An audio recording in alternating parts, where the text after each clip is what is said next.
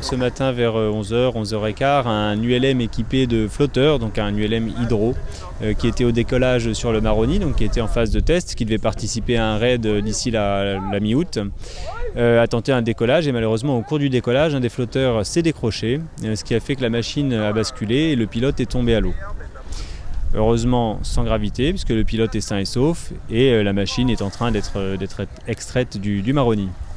C'est assez fréquent ce type d'accident, ça peut arriver? Oui, alors ça peut sans doute arriver, non ça n'est pas fréquent, loin de là.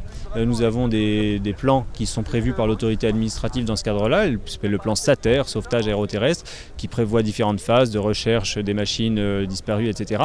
Là en l'occurrence il n'a pas été déclenché puisque les secours ont été sur place immédiatement, les personnes étaient saines et sauves, la machine on savait où elle était, etc. Donc pas de déclenchement du plan SATER, et effectivement ça reste des accidents qui sont quand même assez rares, très clairement. Et là vous procédez à quoi en ce moment? Alors là, en l'occurrence, on fait quand même quelques constatations pour savoir pourquoi le flotteur s'est décroché. Donc ça, ce sera fait un petit peu ultérieurement. Là, déjà, il faut sortir la machine.